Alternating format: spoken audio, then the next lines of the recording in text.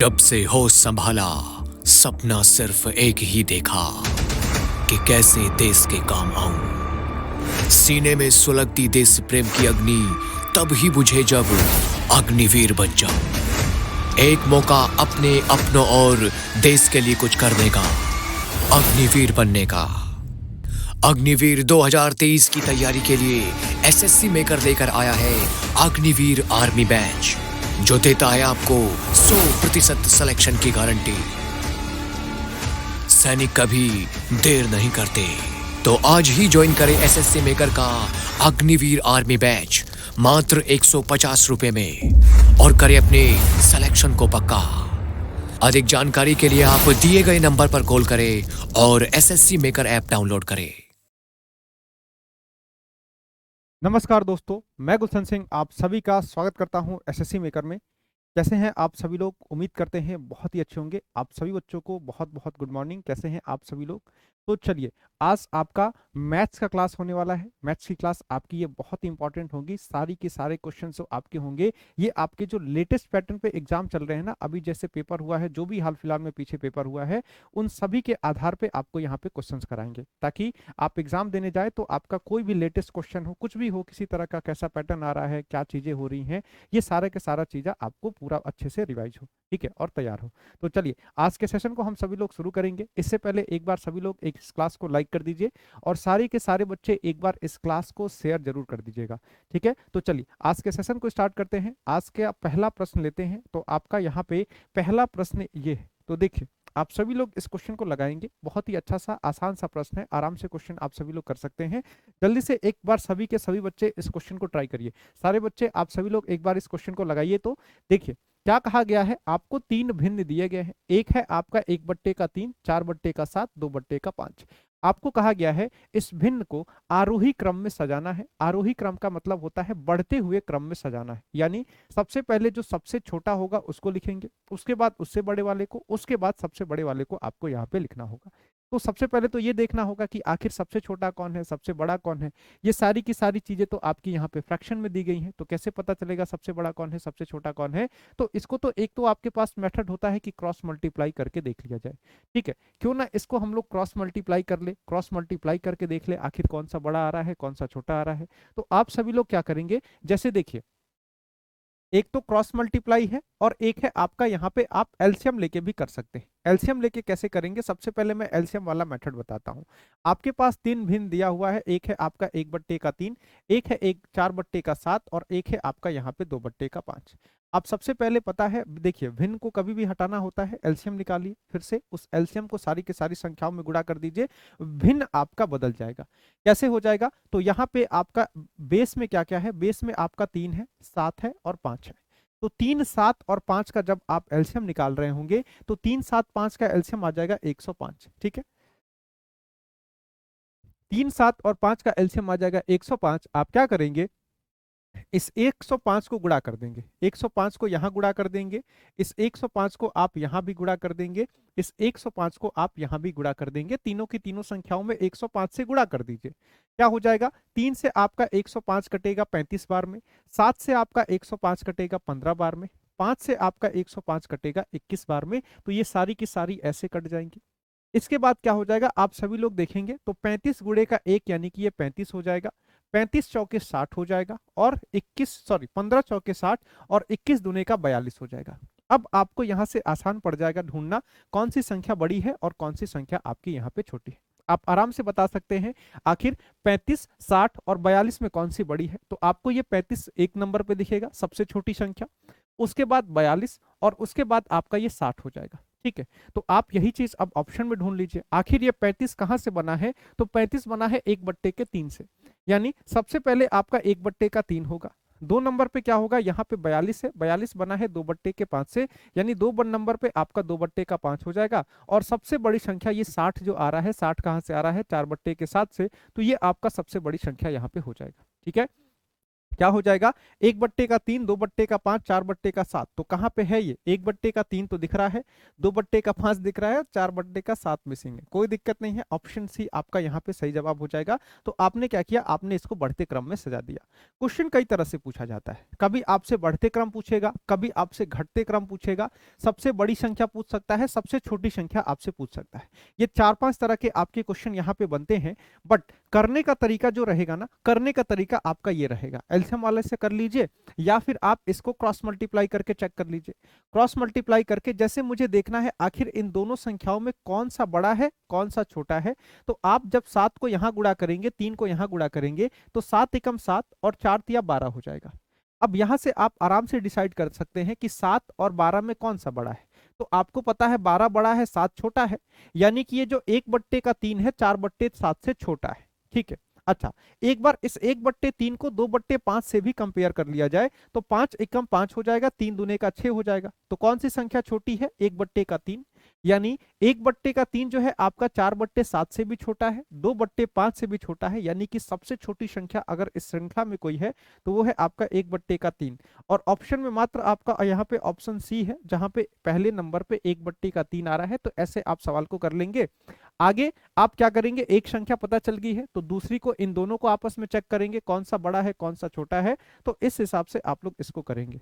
ठीक है, तो ऐसे करके आप पूरा का पूरा सवाल करेंगे और आपको यहाँ पे सबसे आसान मेथड ये वाला दिख रहा होगा। तो दोनों के दोनों मेथड आपके आसान है, आराम से आप सभी लोग कर सकते हैं।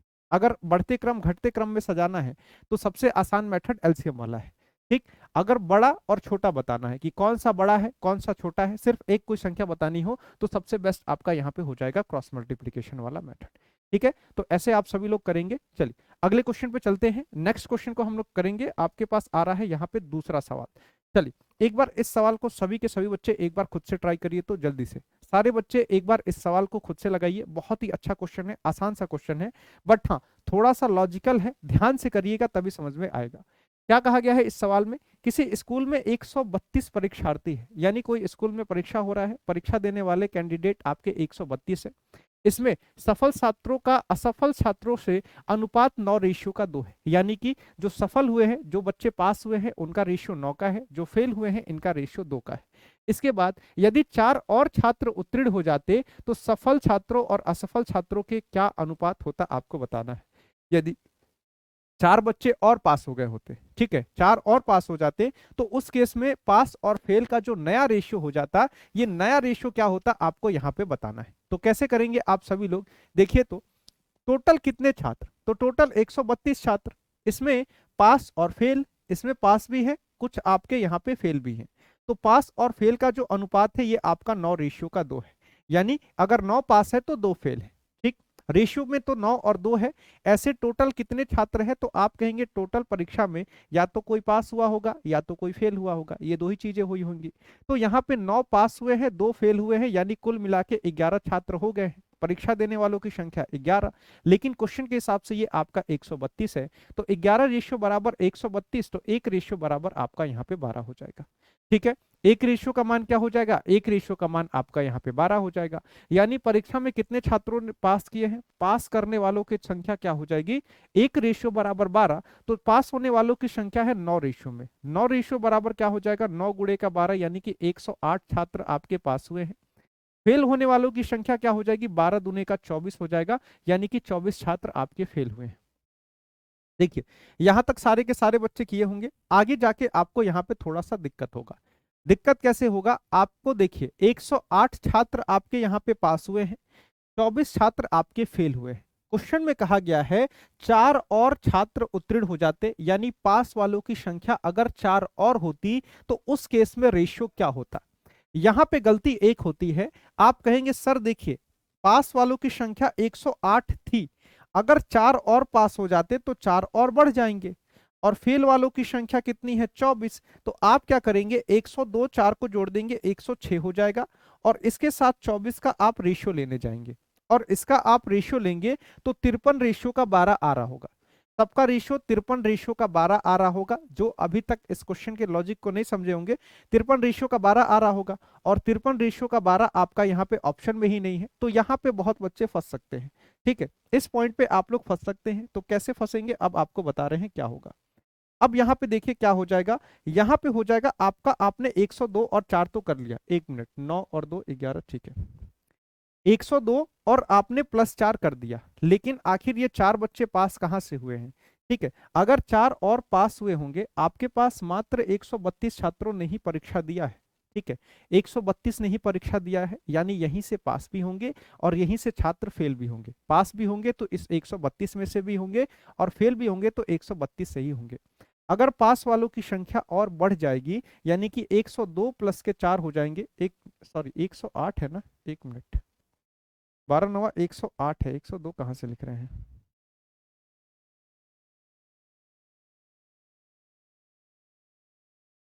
बारह नवा 108, ठीक है, 108 प्लस का 4 112, 112 हो जाएगा। 4 से काटेंगे 23 बार में कटेगा, सॉरी 23 बार में नहीं कटेगा, 4 से काटेंगे, 4 तिया 4 दूना 8, 4 तिया 12, 4 दूना 8, 4 अट्ठे 32, 28 बार में कटेगा और 4 छके 24 ऐसे कट रहा होगा। फिर से कटेगा तो 14 रेशियो का 3 आप सभी का यहाँ पे बचा होगा। कितना? 14 रेशियो का 3 आप सब लोग का यहाँ पे बचा होगा। ठीक है, 14 रेशियो का 3 यहाँ पे ऑप्शन में है, यानी कि अगर आप 14 रेशियो का 3 लगाते तब आपको हिसाब से ये सवाल आपका सही हो जाता। लेकिन यहाँ पे एक चीज और है, अगर पास वालों की संख्या 4 बढ़ेगी तो फेल वालों की संख्या 4 घटेगी भी, यानी कि आखिर ये छात्र पास होंगे कहां से? अगर आपने कहा कि 4 विद्यार्थी और पास हो गए तो 108 पहले से पास थे, ठीक है, इसमें 4 और पास हो जाएंगे। ठीक, अच्छा ये तो पास वाले हो गए। अब फेल वाले क्या होंगे? तो आखिर ये 4 पास कहां से हुए हैं? कहीं बाहर से तो कोई आया नहीं होगा, ये फेल वाले ही 4 इधर जाके पास हो गए होंगे। ठीक है, मान लीजिए 24 बच्चे पास हुए, फेल हो रहे थे, इसी में से 4 को पास किया गया होगा, तभी तो पास होने वालों की संख्या कितनी होगी? होगी 112 होगी। तो यहाँ पे क्या हो जाएगा, ये फेल वालों की संख्या यहाँ पे 4 कम हो जाएगी, क्योंकि आपके टोटल 132 छात्र है, 12 बाहर से तो कोई आ नहीं रहा है। अगर 132 में 112 पास हो जाएंगे तो 20 आपके यहाँ पे फेल हो जाएंगे। अब क्या हुआ, पास और फेल की जो संख्या होगी, तो पास और फेल की बस संख्या की बात करेंगे तो ये आपका 112 रेशियो का 20 हो जाएगा। ठीक, 112 रेशियो का 20 हो जाएगा। 4 से काटेंगे 112 कटेगा 28 बार में, 4 से काटेंगे 5 बार में कटेगा आपका 20। तो यहाँ पे जो सही जवाब हो जाएगा ये हो जाएगा आपका ऑप्शन डी, ना कि ऑप्शन ए। ठीक है, यानी कि ऑप्शन डी 28 रेशियो का 5 आपका यहाँ पे सही जवाब होगा। ठीक, ये जो आप करेंगे ये गलत हो जाएगा, क्योंकि आप यहाँ पे देखिए, आपने कहा 112 बच्चे पास हुए, ठीक, फिर से आपने कहा कि 24 बच्चे फेल हुए, तो टोटल कितने हो गए? तो 2 + 4 6, 2 + 1 3 और यहाँ पे 1, यानी कि टोटल आपके 136 छात्र हो गए। 136 तो है नहीं, है तो मात्र 132। तो यहाँ पे ये वाला आप जो करेंगे ना ये गलत हो जाएगा। ठीक, और सबसे पहला ऑप्शन ही आपको यहाँ पे गलत दिया हुआ है। आमतौर पे पेपर में ऐसा होगा, जहां आप फंसेंगे वो आपको पहले ऑप्शन पे ही मिलता है। ठीक है, तो इस चीज का ध्यान रखिएगा। सही जवाब हो जाएगा 28 रेशियो का 5 और आपका यहाँ पे ऑप्शन डी सही हो जाएगा। जब आप पास वालों में 4 को बढ़ाइएगा तो फेल वाले में से 4 आपको यहाँ पे घटाना पड़ जाएगा। ठीक है, चलिए आइए अगले क्वेश्चन पे चलेंगे। क्वेश्चन एक बार बताइएगा समझ में आया कि नहीं। ठीक है, ना समझ में आया हो तो कमेंट बॉक्स आपका खुला हुआ है, कमेंट बॉक्स में आप सभी बच्चे कमेंट करिएगा। आपको नेक्स्ट क्लास में या फिर उसकी क्लास में एक बार और इस सवाल को और अच्छे से और बेसिक से समझा देंगे। ठीक है, वैसे कोई डाउट आपको होना नहीं चाहिए। एक वस्तु का मूल्य पहले 20% बढ़ाकर घटाकर 30% बढ़ा दिया गया, परिणामतः यह यदि उसका मूल्य 416 हो जाए तो उस वस्तु का मूल्य कितना है? यानी कि कोई आपके पास वस्तु है, आपने क्या किया, उसके रेट को पहले 20% घटाया, ठीक है, फिर से क्या किया, फिर से उसको 30% बढ़ा दिए। अब ऐसा करने पे उसका रेट 416 रुपया हो गया। पहले आपने 20% घटाया, जो भी था पता नहीं कितना था, लेकिन सबसे पहले हमने उसको 20% कम किया है, उसके बाद हम लोग इसको 30% बढ़ाए हैं, तो उसका जो रेट हो गया ये 416 हो गया। आपको बताना है आखिर उस वस्तु का मूल्य क्या था, पहले क्या था। कैसे करेंगे इस सवाल को? तो कई लोगों को लग रहा होगा कि 20% घटाए हैं तो 20% घट गया होगा, और मान लीजिए 100 रुपया का रहा होगा, 20% घटा देंगे तो 20 रुपया घट के 80 रुपया हो गया होगा, फिर से 30% बढ़ा देंगे तो 30% बढ़ के 110% हो जाएगा। ऐसे लग रहा होगा, लेकिन ऐसा होता नहीं है, ध्यान रखिएगा। ठीक है, ये चीजें सक्सेसिव होती हैं, क्रमिक होती हैं, एक क्रम में चलता है। क्या हो जाएगा, मान लीजिए आपकी वस्तु की कीमत x रुपए थी, ठीक है, वस्तु की कीमत x रुपए थी, आप क्या करेंगे, आप इसको 20% कम करेंगे। 20% कम करेंगे तो कितना हो जाएगा, 100%, कोई भी संख्या होती है 20% कम कर देंगे तो 100 में से 20 जाएगा, 80% बच जाएगा। ये लाइन लिखते हैं और अगली लाइन आप सभी लोग इसको स्किप कर सकते हैं, कोई दिक्कत नहीं है, बट समझाने के लिए ये क्लास में लिखना पड़ता है। अब यहाँ पे क्या होता है, यहाँ पे 30% फिर से 20% घटाया गया है और 30% बढ़ाया जाता है।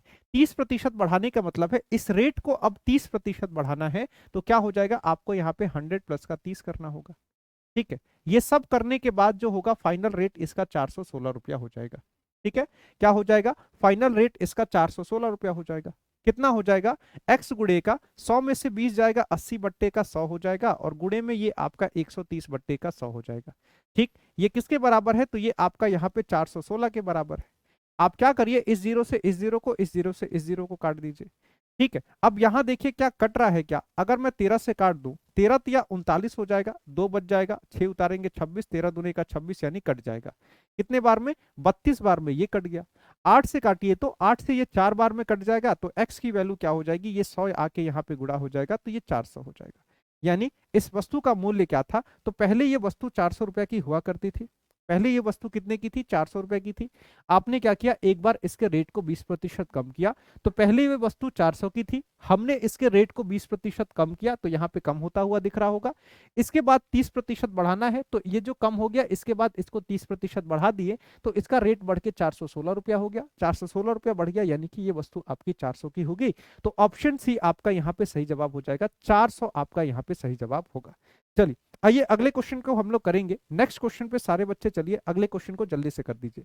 सारे के सारे बच्चे एक बार इस सवाल को करेंगे, आप सभी लोग इस क्वेश्चन को करिए और करके बताइए कितना आंसर आ रहा है। ठीक है, सारे के सारे बच्चे इस क्वेश्चन को करेंगे और जल्दी से बता दीजिए कितना आंसर आ रहा है। क्या कहा गया है, पाइप ए और बी एक टैंक को क्रमशः 15 घंटा और 12 घंटे में भर सकते हैं। एक है आपका पाइप ए, एक है आपका पाइप बी।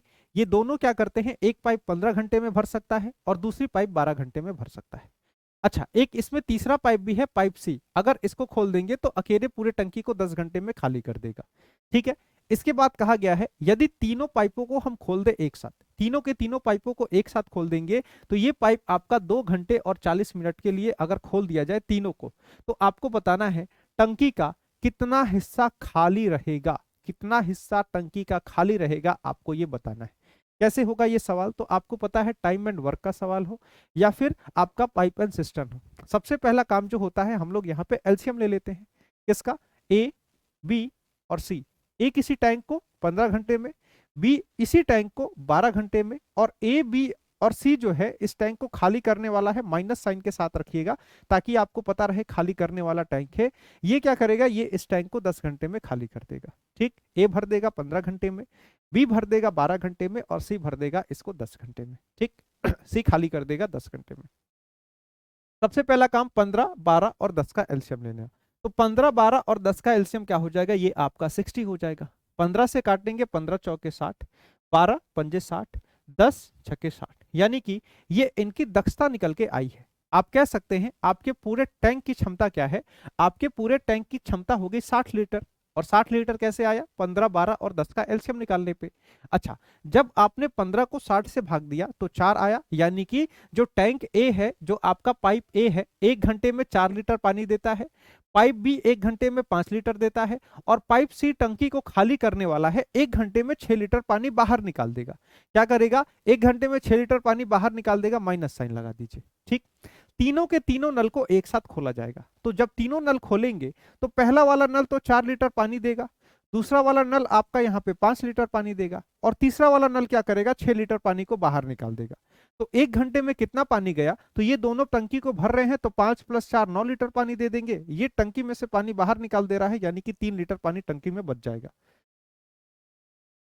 ठीक है, इस टैंक में पानी कितना बचेगा, तो इस टैंक में मात्र 3 लीटर पानी ही बचेगा 1 घंटे में। इस टैंक को कितने देर के लिए खोला गया है, तो इस टैंक को 2 घंटा और 40 मिनट के लिए खोला गया है। तो देखिए 1 घंटे में 3 लीटर पानी जाता है, 2 घंटे में कितना जाएगा, 3 गुणे का 2 यानी कि 6 लीटर पानी चला जाएगा। ठीक, अच्छा 40 मिनट की बात है, तो 40 मिनट को ना घंटे में कर लेना बहुत ही आसान हो जाएगा। तो घंटे में कर लेंगे तो आपको पता है 60 मिनट में 1 घंटे होते हैं, 60 मिनट बराबर 1 घंटा होता है। ठीक है, तो 40 मिनट बराबर क्या हो जाएगा, 40 मिनट बराबर आपको बस कुछ नहीं करना है, घंटा में बदलने के लिए 40 मिनट को घंटे में बदलना है। एक घंटे में 60 मिनट होता है, बस इसको 60 से डिवाइड कर दीजिए। जैसे ही 60 से डिवाइड कर देंगे तो ये हो जाएगा 2/3, यानी कि 40 मिनट में 2/3 घंटा होता है। 40 मिनट बराबर क्या हो जाएगा, 40 मिनट बराबर आपका यहाँ पे 2/3 घंटा हो जाएगा। ठीक, और यहाँ पे क्या होगा, आप देखिए एक घंटे में तीनों नल मिलके 3 लीटर पानी दे रहे हैं, तो 2/3 घंटा में कितना दे देंगे, 2/3 घंटा में कितना दे देंगे, 3 से गुणा करेंगे तो मात्र 2 लीटर पानी ये लोग देंगे। ठीक, 2 घंटा में ये 6 लीटर पानी दिए थे सब, और फिर से 2 लीटर और पड़ गया। इस टैंक में कितना पानी हो गया, इस टैंक में अब 8 लीटर पानी पड़ा हुआ है। टैंक की क्षमता कितने की है, टैंक की क्षमता है 60 लीटर की, और 60 लीटर में से मात्र 8 लीटर पानी इस टैंक में पड़ा हुआ है। आखिर यह टैंक खाली कितना है, इस टैंक में आप कहेंगे 60 लीटर की क्षमता है, 8 लीटर पानी भरा गया है, यानी कि टैंक में अभी और 52 लीटर का जगह खाली है। टैंक कितना खाली है, तो टैंक में अभी और 52 लीटर का जगह खाली है। तो आप क्या करेंगे, इस टैंक का कितना भाग खाली है यही आपसे पूछा गया है। तो ये टैंक का कितना भाग खाली है, आप जब इसको 60 से डिवाइड कर देंगे, पूरा टैंक है, टैंक में 52 लीटर का स्पेस खाली है और टैंक की कैपेसिटी है 60 लीटर की, तो कितना भाग खाली है, 4 से काटेंगे, 4 एकम 4, 4 तिया 12 और 15 चौके 60, यानी कि 13/15 भाग यहाँ पे खाली है। कितना भाग खाली है, ऑप्शन बी, यानी कि इस टैंक में 13/15 भाग अभी जगह बचा हुआ है, और 13/15 भाग आप लोग इसको भर सकते हैं।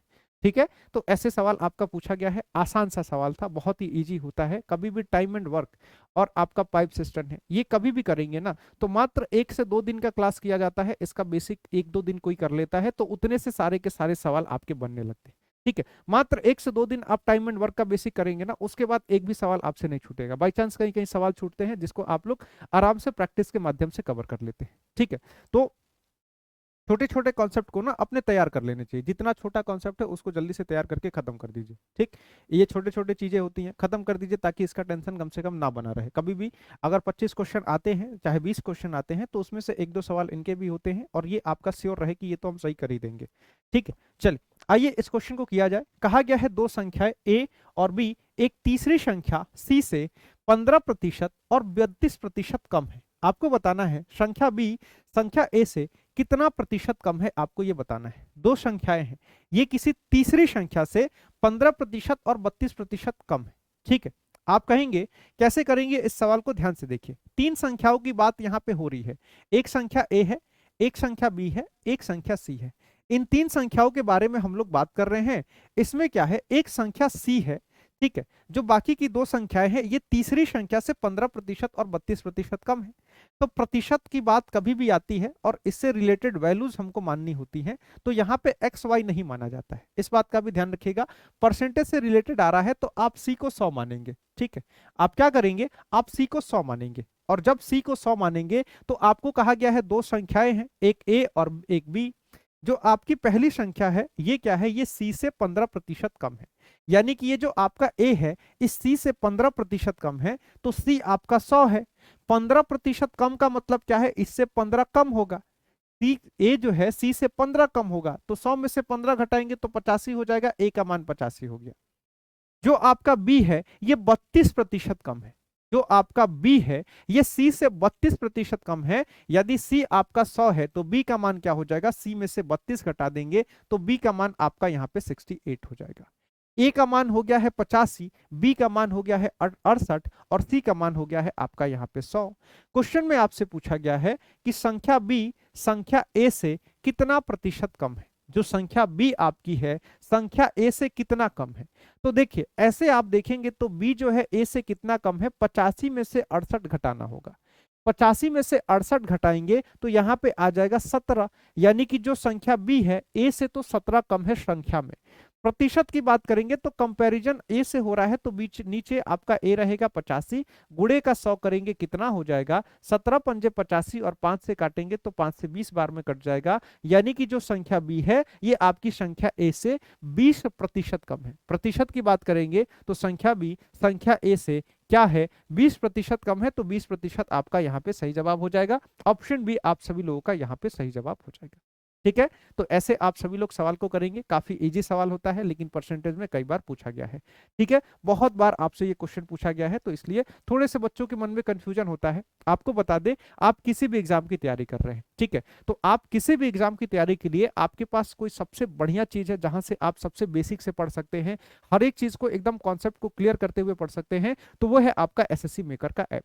एसएससी मेकर के ऐप पे जो भी चीजें चलाई जा रही है ना, चाहे आप अग्निवीर की तैयारी कर रहे हो, चाहे आप एमटीएस कर रहे हो, चाहे आप सीजीएल कर रहे हो, चाहे आप सीएचएसएल कर रहे हो, किसी भी एग्जाम की तैयारी कर रहे हैं, तो सबसे बेस्ट, सबसे बेसिक से अगर मान लीजिए आपको कुछ नहीं आता, एकदम जीरो लेवल से सीखना है ना, तो इससे बढ़िया ऐप आपके पास कोई नहीं है। ठीक है, चलिए आइए अगले क्वेश्चन पे चलेंगे। सारे बच्चे क्लास को लाइक कर दीजिएगा और नए बच्चे इस चैनल को सब्सक्राइब करके चैनल से जुड़ जाइएगा। चलिए आइए, इस क्वेश्चन में क्या कहा गया है, दो स्थानों के बीच ट्रेन के किराया, बस का किराया और हवाई जहाज का किराया। मान लीजिए किसी दो स्थान के बीच की बात कही जाएगी, इसमें ट्रेन का किराया देखा जाएगा, बस का किराया देखा जाएगा, हवाई जहाज का किराया देखा जाएगा। तो इसका किरायों का अनुपात दिया गया है, जो आपके यहाँ पे किराए हैं ना, किरायों का अनुपात दिया गया है। क्या है, 5, 8 और 12 के अनुपात में है। उनके द्वारा यात्रा किए गए यात्रियों की संख्या जो है ये 3, 4 और 5 के अनुपात में है। किसी विशेष दिन पर क्या होता है, इन परिवहन साधनों द्वारा एक ही यात्रा के लिए कुल 1,07,000 वसूला जाता है। अब जैसे देखिए क्या हो गया, मान लीजिए दिल्ली है और दिल्ली से पटना जाना है, ठीक है। अब दिल्ली से पटना जाने के लिए 3 साधन है, एक आपका बस है, एक आपका ट्रेन है, बस है, हवाई जहाज है। ठीक, इनके किराए का अनुपात आपको दे दिया गया। कौन कौन से साधन है, तो आपके पास ट्रेन भी है, आपके पास बस भी है, आपके पास एरोप्लेन भी है, यानी कि बाई एयर भी है। ठीक है, इनके किरायों का अनुपात, तो आप एक समय के लिए ऐसा मान लीजिए कि ट्रेन का किराया 5 रुपया, बस का किराया 8 रुपया और आपके एरोप्लेन का किराया 12 रुपया है। आप अपने समझने के लिए ऐसा मान लीजिए कि ट्रेन का किराया 5 रुपया है, बस का किराया 8 रुपया है और एरोप्लेन का किराया जो है ये 12 रुपया यहाँ पे है। ठीक, इसके बाद क्या कहा गया है कि उनके द्वारा यात्रा किए गए यात्रियों की संख्या का अनुपात, यानी कि किससे कितने लोग यात्रा कर रहे हैं, इसका भी अनुपात आपको दिया गया है। आप ऐसा मान लीजिए कि ट्रेन से 3 लोग गए, बस से आपके 4 लोग गए और एरोप्लेन से 5 लोग गए। ठीक है, और इसके बाद कहा गया है एक किसी विशेष दिन पे इन सभी साधनों को मिला के जो किराए के रूप में कलेक्शन हुआ है, तो किराए के रूप में 1,07,000 रुपया का कलेक्शन हुआ है। 1,07,000 का कलेक्शन, 1,07,000 का किराया मिला है। तो अगर आपसे पूछा जाए, बस इतना बता दीजिए, आखिर हवाई जहाज वाला जो है, हवाई जहाज से कितना रुपया आया है। मान लीजिए आपका 3 बिजनेस है, आप ट्रेन भी चलवाते हैं, आप बस भी चलाते हैं, आप हवाई जहाज भी चलवाते हैं। ठीक, इसमें आपको बता दिया गया इतना इतना इतना लोग गए हैं, इतना इतना इतना किराया है, आपको पता है। आपको ये देखना होगा कि आप लास्ट में देखें कि 1,07,000 रुपया हमारे पास आया है। आपको ये जानना होगा कि आखिर हवाई जहाज वाले से हमको कितना पैसा आया है। अगर ये जानना होगा तो कैसे जानेंगे, आप करेंगे, देखिए कैसे। बहुत ही सिंपल सा सवाल है, आराम से कर सकते हैं। देखिए क्या हो जाएगा, आप कहेंगे ना कि 5 रुपया ट्रेन का किराया है और मान लीजिए 3 लोग ही ट्रेन से जा रहे हैं, तो 15 रुपया ट्रेन से आ गया होगा। ठीक है, 8 रुपया बस का किराया है, 4 लोग बस से जा रहे हैं तो 32 रुपया आ गया होगा। 12 रुपया एरोप्लेन का किराया है, 5 लोग जा रहे हैं तो 12 पंजे का 60 रुपया आ गया होगा। कुल मिला के देखिए तो कितना पैसा आ रहा है। आप कहेंगे 60 + 30 90, 90 + 10 100 और 100 + 7 यानी कि 107 रुपया आपके हिसाब से किराया आ रहा है। आपके हिसाब से रेशियो में 107 रुपया किराया है, लेकिन क्वेश्चन के हिसाब से जो किराया आ रहा है ये 1,07,000 का आ रहा है। क्वेश्चन के हिसाब से किराया 1,07,000 का आ रहा है। 107 बराबर 1,07,000, तो एक बराबर क्या हो जाएगा, एक बराबर आपका यहाँ पे 1,000 हो जाएगा। एक बराबर क्या हो जाएगा, एक बराबर आपका यहाँ पे 1,000 हो जाएगा। आखिर हवाई जहाज से कितना किराया वसूला गया है, तो रेशियो की बात करेंगे तो हवाई जहाज से 60 रेशियो में वसूला गया है। रेशियो में 60 किराया वसूला गया है और एक रेशियो 1,000 के बराबर है, तो 60 रेशियो किसके बराबर हो जाएगा, तो 60 रेशियो आपका यहाँ पे 60,000 के बराबर हो जाएगा। तो हवाई जहाज से आपका ऑप्शन बी, यानी कि हवाई जहाज से जो किराया वसूला गया है यह है 60,000 रुपया। हवाई जहाज से कितना किराया वसूला गया है, तो हवाई जहाज से किराए के रूप में 60,000 रुपया वसूला गया है। ऑप्शन बी आपका यहाँ पे सही जवाब हो जाएगा। ठीक है, किसी का भी पूछता, आपसे ट्रेन का पूछता, आपसे बस का पूछता, आपसे किसी का पूछता, आप आराम से निकाल देते। आप कहते कि सर 60,000 रुपया हमारा हवाई जहाज से आया है, 15,000 रुपया हम ट्रेन से लिए हैं और 32,000 रुपया हमारा बस से कलेक्शन हुआ। ठीक है, अच्छा क्वेश्चन था, आसान सा क्वेश्चन था। देखिए क्वेश्चन सारे आसान होते हैं, और कब आसान होते हैं, जब करना आता हो। करना आता है तो आसान है, नहीं आता है तो एक छोटा सा प्लस भी करना बहुत टफ होता है। किसी छोटे बच्चे को आप दे दीजिए 5 में 7 जोड़ना है, वो पूरा दिन उसमें निकाल देगा, उसको लगेगा क्या पूछ दिया इतना हार्ड सवाल। तो ये चीजें होती हैं। तो आप जब सीखेंगे ना, एक एक करके बेसिक से सीखेंगे, फिर से कुछ क्वेश्चन करेंगे, फिर से पढ़ेंगे, सारा का सारा क्वेश्चन आपके लिए इजी हो जाता है। ठीक है, इसके लिए आपको सीखना पड़ेगा, थोड़ा सा मेहनत तो करना पड़ेगा, सीखने पे टाइम देना पड़ेगा। अगर सीखने में कोई टाइम देता है ना, तो उससे बढ़िया कोई है ही नहीं। कोई अगर सीख जाए ना किसी चीज को करना, उसके बाद तो देख लीजिए बहुत से बड़े बड़े काम लोग चुटकियों में निपटा देते हैं। ठीक है, क्यों? क्योंकि वो प्रैक्टिस किए हैं, वो उस चीज को सीखे हैं। ठीक है, चलिए आइए जरा इस क्वेश्चन को करिए। तो इस क्वेश्चन को एक बार सारे बच्चे देखेंगे। ट्रेन वाला सवाल है, कितने लोग इस सवाल को कर पाते हैं? ट्रेन वाले सवाल बहुत ही आसान होते हैं, आ रहा हो तब। ठीक है, और बहुत बार बहुत ही बेसिक से आपको हम सिखाए हैं क्लास में। क्या कहा गया है? दिल्ली स्टेशन पर एक रेलवे प्लेटफॉर्म 238 मीटर लंबा है। मान लीजिए ये दिल्ली का स्टेशन है, और दिल्ली के स्टेशन का एक ये प्लेटफॉर्म है। ठीक है, प्लेटफॉर्म कई सारे होते हैं, दिल्ली में 16 प्लेटफॉर्म है, किसी भी प्लेटफॉर्म की बात कर लीजिए। और इस प्लेटफॉर्म की लंबाई 238 मीटर की है। ठीक है, इस प्लेटफॉर्म की लंबाई 238 मीटर की है। एक 162 मीटर लंबी ट्रेन, एक ट्रेन आ रही है। ये जो ट्रेन है, ये इस ट्रेन की लंबाई क्या है? ट्रेन की लंबाई है 162 मीटर की। ठीक, और ट्रेन की चाल जो है 120 किलोमीटर प्रति घंटे की है। ये सारा का सारा डिटेल दिया हुआ है। अब इसके बाद क्वेश्चन ना सॉल्व हो तो क्या कर सकते हैं? सीख सकते हैं, सिखाएंगे। ठीक है, क्या कहा गया है? इस गति से यात्रा करने वाली एक एक्सप्रेस ट्रेन द्वारा इसे कितने सेकंड में पार किया जाता है? यानी कि अगर कोई एक्सप्रेस ट्रेन चल रही है 120 की चाल से, तो आखिर इस प्लेटफॉर्म को वो ट्रेन कितने देर में पार करेगी, आपको ये बताना है। कैसे होगा? आपको क्या कुछ अंदाजा लग रहा है? देखिए, सबसे पहले एक बेसिक कॉन्सेप्ट पे जानते हैं कि चलिए आप स्पीड भी दिए हैं, आप हमको ट्रेन की लंबाई और प्लेटफॉर्म की लंबाई दे रहे हैं, इसका क्या यूज है?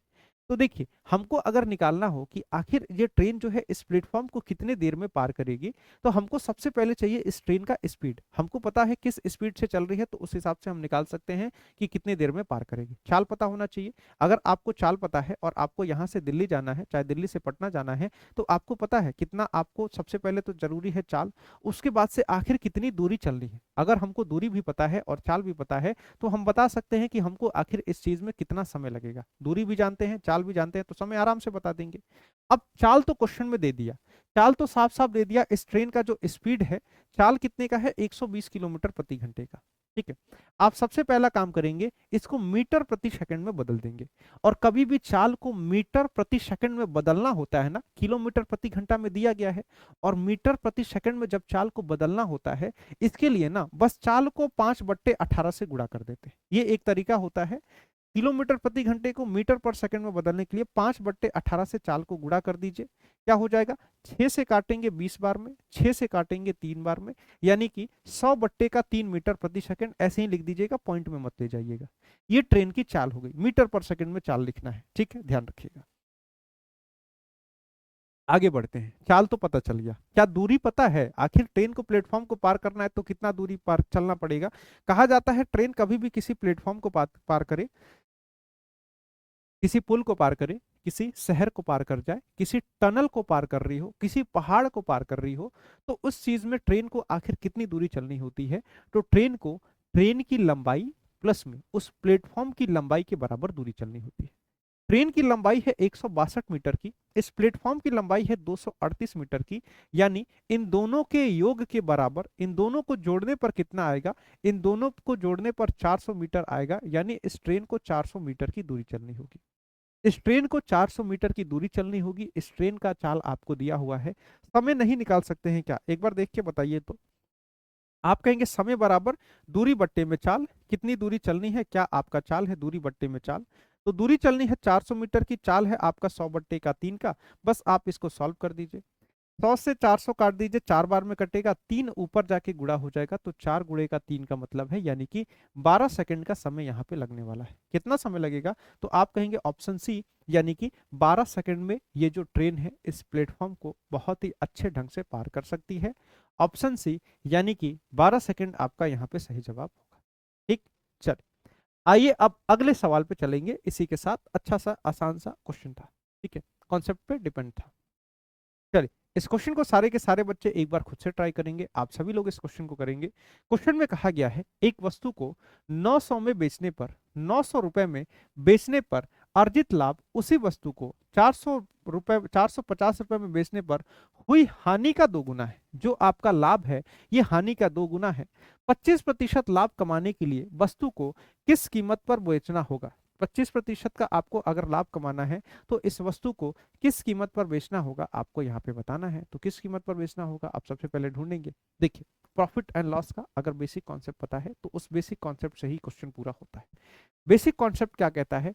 बेसिक कॉन्सेप्ट कहता है कि जो लाभ होता है, लाभ किसके बराबर होता है? लाभ बराबर होता है जितने में बेचा है वो, यानी कि विक्रय मूल्य, और उसमें से क्रय मूल्य को घटा लीजिए, ये होता है प्रॉफिट। ठीक है। लॉस किसके बराबर होता है? तो लॉस आपका होता है आपने जितने में खरीदा था और जितने में बेचा है इसको घटा दीजिए। ठीक, क्योंकि आप प्रॉफिट में क्या करते हैं, जितने में खरीदे हैं उससे ज्यादा में बेचते हैं। लॉस में क्या करते हैं, आप जितने में खरीदे हैं उससे कम में बेचते हैं। तो ये हो जाता है प्रॉफिट और ये हो जाता है आपका यहाँ पे लॉस। ठीक, क्रय मूल्य तो हमको पता नहीं है, क्रय मूल्य को सीपी ही रहने दीजिए। आप क्या करते हैं, पहली बार इस वस्तु को 900 रुपया में बेचते हैं और यहाँ पे लाभ होता है। कितना लाभ होगा? आप कहेंगे सर जो प्रॉफिट बराबर हो जाएगा, कितने में बेचे हैं? 900 में। ठीक है, तो 900 में से आप क्रय मूल्य को घटा देंगे तो आपका यहाँ पे लाभ पता चल जाएगा। ठीक, इतने का आपको यहाँ पे लाभ हुआ है। लाभ कितने का हुआ है? 900 माइनस के सीपी के बराबर। 450 में बेच देंगे तो हानि हो जाएगा, और 450 में बेचने पर कितने का हानि होगा क्वेश्चन में तो दिया नहीं है, लेकिन हम हानि भी निकाल सकते हैं। हमको पता है जितने में खरीदे होंगे जरूर उससे कम में बेचे होंगे, यानी सीपी में से जब 450 को घटा देंगे तो आपको यहाँ से लॉस भी निकल जाएगा। आप यहाँ से प्रॉफिट निकाल चुके हैं, आप यहाँ से लॉस निकाल चुके हैं। अब इस प्रॉफिट और लॉस का क्या कर देना है, बस इस बात पे ध्यान देना है। आखिर इस प्रॉफिट और लॉस का हम क्या कर दे? आप कहेंगे कि यहाँ पे एक चीज अब देखिए, 900 में बेचे हैं तो जो आपको लाभ हुआ है, अगर 450 में बेचने पर हानि हुआ है तो ये जो लाभ है इस हानि के दो गुना है। आपको जितने रुपए का लाभ हुआ है ना, वो आपको जो हानि हुआ है उससे लाभ आपका दो गुना है। कैसे? अगर मान लीजिए आप किसी वस्तु को बेच रहे हैं और आपको 2 रुपए की हानि हुई है। ठीक है, 2 रुपए की हानि हुई है, क्या कहा गया? लाभ हानि से दो गुना है। ठीक, मान लीजिए किसी कीमत पर बेच दिए तो आपको 2 रुपए का हानि हो गया। अब किसी ऐसी कीमत पर बेचिए कि उससे आपको 4 रुपए का प्रॉफिट हो जाए, उससे दो गुना का प्रॉफिट हो जाए, यानी कि आपको उसको 4 रुपए के प्रॉफिट पर बेचना होगा। ठीक है, कैसे समझेंगे इस क्वेश्चन को? देखिए, मान लीजिए कोई 10 रुपए का सामान था। ठीक, आप इसको 2 रुपए के हानि पर बेचे हैं। अब 2 रुपए के हानि पर बेचे हैं यानी कि आपने इसको 8 में बेचा होगा, और मैं कहूं कि जितना हानि हुआ है ना, इससे दो गुना अब मुझे लाभ करके दिखाओ, इससे दो गुना मुझे लाभ होना चाहिए। यानी 2 रुपए का हानि हुआ है तो मुझे 4 रुपए का लाभ चाहिए।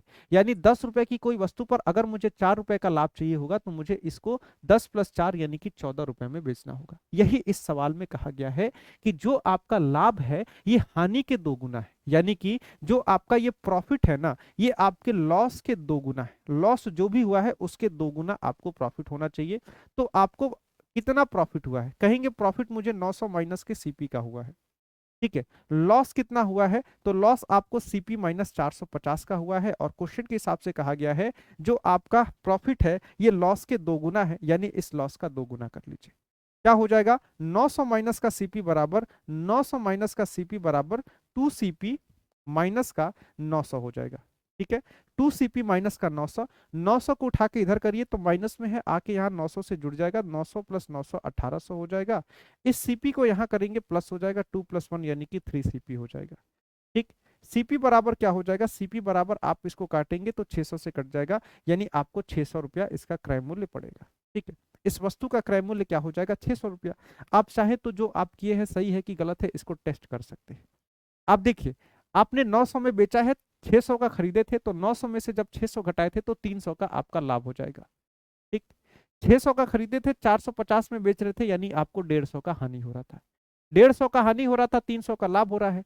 क्या आपका ये जो लाभ है इस हानि के दो गुना है कि नहीं? तो आप कहेंगे बिल्कुल है सर, हानि के दो गुना है, यानी कि सीपी 600 हो गया। ठीक है, करने का तरीका ये है, ये सारी चीजें समझने के लिए। क्वेश्चन को कहा गया है कि अगर 25% लाभ कमाना है तो किस मूल्य पर बेचे? तो 25% लाभ कमाना है आपको। ठीक है, 600 की वस्तु है, 600 की वस्तु है, 25% लाभ कमाना है, तो 100 प्लस का 25 करेंगे, यानी कि इसको आपको 125% पर बेचना होगा। तो 125% का क्या मतलब होगा, 125 गुणे का 6 यानी कि 750 रुपए में अगर आप इस वस्तु को बेच देंगे, 6 में 125 से गुणा करेंगे तो 750 आएगा, यानी कि ऑप्शन बी आपका सही जवाब हो जाएगा। अगर आप इसको 750 रुपए में बेच देते हैं तो इस पे आपको हो जाएगा 25% का लॉ प्रॉफिट, यानी कि ऑप्शन बी 750 आपका यहाँ पे सही जवाब हो जाएगा। ठीक, चलिए आइए अगले क्वेश्चन को करेंगे। इस क्वेश्चन को हम सभी लोग करेंगे। इस क्वेश्चन को देखिए तो क्वेश्चन में कहा गया है 20 सेंटीमीटर लंबी एक खोखली बेलनकार ट्यूब है। एक आपके पास ट्यूब है, ट्यूब क्या है, लंबा है 20 सेंटीमीटर का, लेकिन बीच से खोखला है, ऐसा कुछ होगा। ठीक है, ऐसा कुछ होगा, ये बेलन के शेप में होगा, क्योंकि ये ट्यूब है, ट्यूब आपका बेलन के शेप में होता है। ये 20 सेंटीमीटर लंबा है, ये आपका यहाँ पे 20 सेंटीमीटर लंबा है और बीच से ये खोखला है। ठीक है, बीच से खोखला है। अब इसका जो बाहरी और आंतरिक ब्याज, ब्याज नहीं व्यास, व्यास व, ठीक है, इसका बाहरी और आंतरिक व्यास, व्यास का मतलब होता है डायमीटर और त्रिज्या होता है इसका आधा, व्यास का आधा होता है त्रिज्या। अगर व्यास 8 सेंटीमीटर है तो त्रिज्या 4 सेंटीमीटर होगा, व्यास 6 सेंटीमीटर है तो त्रिज्या 3 सेंटीमीटर। इसका जो बाहरी व्यास है, यानी बाहर वाला जो इसका त्रिज्या हो जाएगा, तो बाहर वाला त्रिज्या ये आपका 4 सेंटीमीटर का होगा, अंदर वाला जो त्रिज्या होगा ये आपका 3 सेंटीमीटर का होगा। ठीक, क्वेश्चन में आपसे कहा गया है बनाने में प्रयुक्त लोहे का आयतन क्या होगा। इस अगर ट्यूब को बनाना है तो इसको बनाने के लिए आखिर कितने लोहे की जरूरत पड़ेगी, तो कैसे निकालेंगे। आप देखिए बीच से खोखला है, तो आप क्या करना होता है, कभी भी बाहर अगर दो चीजें बन रही हो ना, तो बड़े वाले में से छोटे वाले को घटा दीजिए, जो भी पूछा जाए वो घटा दीजिए। एरिया पूछा जाए एरिया घटा दीजिए, बाहर वाले में से छोटे वाले का आयतन पूछा गया है ना कि बीच का आयतन कितना होगा, तो बाहर वाले के आयतन में से छोटे वाले का आयतन निकाल देंगे तो बीच का पोर्शन निकल जाएगा, सिर्फ ये आउटर का जो बचेगा इसी का आयतन निकल जाएगा। ठीक, आप इस बाहर वाले बेलन में से अंदर वाले बेलन का जैसे ही आयतन हटाएंगे, सिर्फ ये पट्टी जो बच रही है ना इसी का आयतन बच जाएगा, यानी ट्यूब का आयतन निकल जाएगा। ठीक है, मान लीजिए बाहर वाले का आयतन, पहले तो बेलन का आयतन क्या होता है, बेलन का आयतन होता है पाई आर स्क्वायर एच। ठीक, अच्छा बाहर वाला पोर्शन यानी कि पाई, और बाहर वाले को बड़े आर से दिखा देते हैं तो बड़ा आर स्क्वायर एच, अंदर वाला कितना हो जाएगा, अंदर वाला पाई, छोटा वाला आर कर देते हैं पाई आर स्क्वायर एच, हाइट तो दोनों का बराबर है।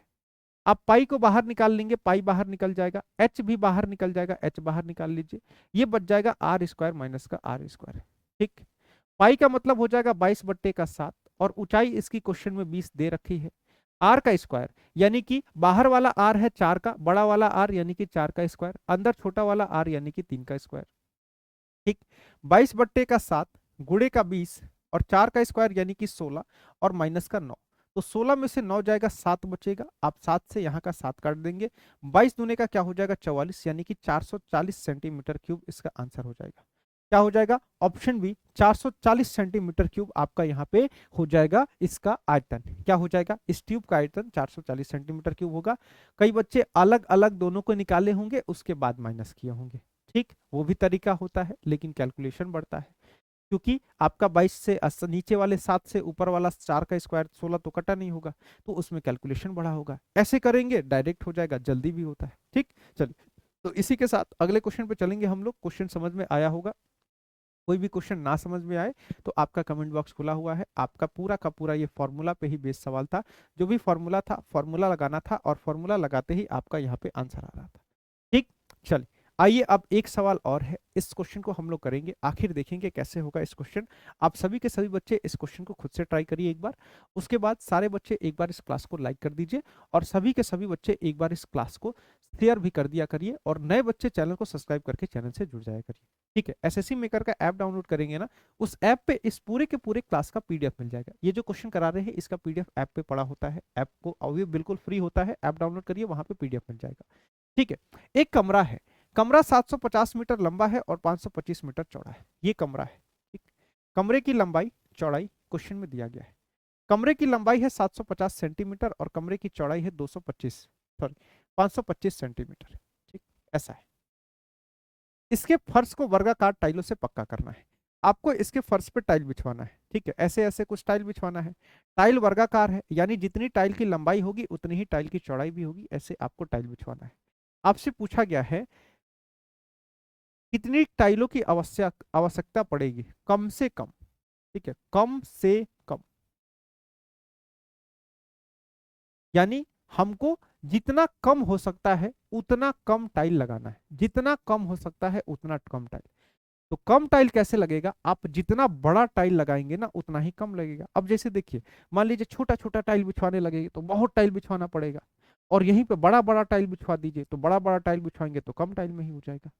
तो ऐसा नहीं होगा कि एक ही टाइल में पूरा का पूरा बिछवा दे, एक टाइल ही ला के लगा दे पूरा का कमरा हो जाए, ऐसा नहीं हो सकता है। क्यों नहीं हो सकता है, कि टाइल वर्गाकार होनी चाहिए। वर्गाकार का मतलब टाइल की लंबाई चौड़ाई दोनों बराबर होनी चाहिए।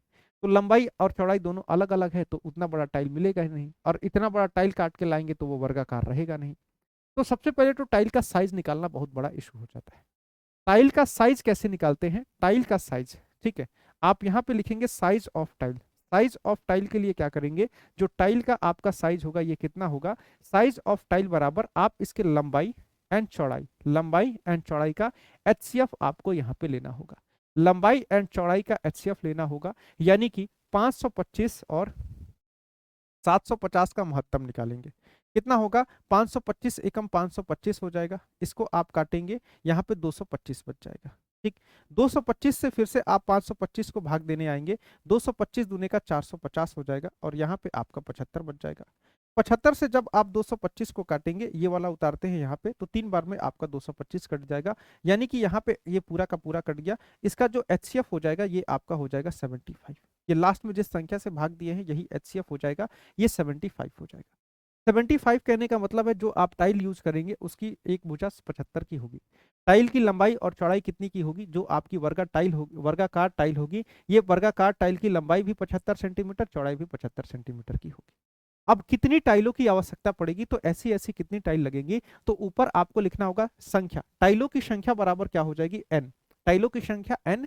एन की वैल्यू क्या हो जाएगी, ऊपर आपको इस फर्श का एरिया निकालना होगा, यानी कि 525 गुणे का आपको 750 करना होगा, ये आपका फर्श का एरिया। और नीचे आपके एक टाइल की एरिया कितना हो जाएगा, एक टाइल का एरिया हो जाएगा 75 गुणे का 75, इसको करेंगे आपका यहाँ पे आंसर आ जाएगा। 75 से काटेंगे 750 10 बार में कटेगा, 75 25 दिया 75, 25 दूने 50 21 बार में कटेगा, 3 से काटेंगे 7 बार में कटेगा, टाइलों की संख्या आपकी यहाँ पे 70 हो जाएगी। कितनी टाइलें चाहिए होंगी, तो आपको यहाँ पे ऑप्शन डी यानी कि 70 टाइलों की आवश्यकता पड़ेगी। कम से कम 70 टाइल तो लगाना ही पड़ेगा, 70 से कम आप टाइल नहीं लगा सकते। अगर वर्गाकार टाइल लगाना चाहते हैं तो कम से कम आपको 70 टाइल तो लगाना ही पड़ेगा, ठीक है।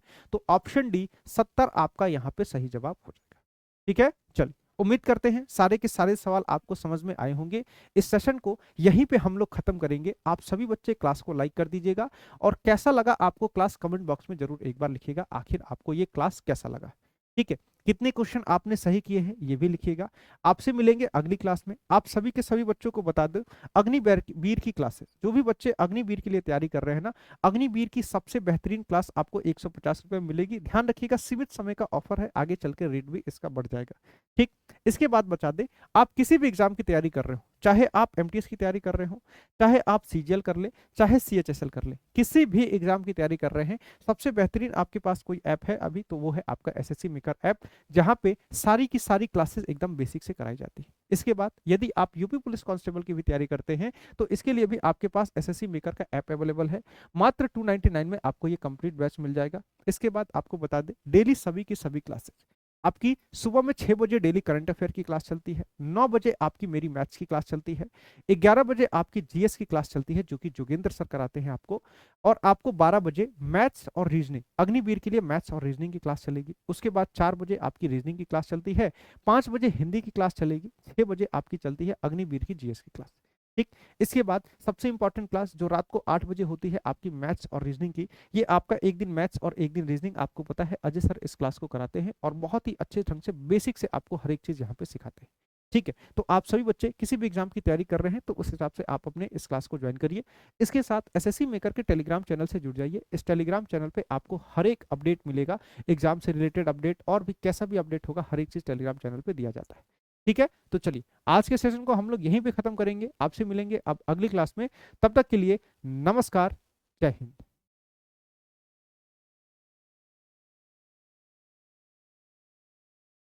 जब से होश संभाला सपना सिर्फ एक ही देखा कि कैसे देश के काम आऊं। सीने में सुलगती देश प्रेम की अग्नि तब ही बुझे जब अग्निवीर बन जाऊं। एक मौका अपने अपनों और देश के लिए कुछ करने का, अग्निवीर बनने का। अग्निवीर 2023 की तैयारी के लिए एसएससी मेकर लेकर आया है अग्निवीर आर्मी बैच, जो देता है आपको 100% सिलेक्शन की गारंटी। सैनिक कभी देर नहीं करते, तो आज ही ज्वाइन करें एसएससी मेकर का अग्निवीर आर्मी बैच मात्र 150 रुपए में और करें अपने सिलेक्शन को पक्का। अधिक जानकारी के लिए आप दिए गए नंबर पर कॉल करें और एसएससी मेकर ऐप डाउनलोड करें।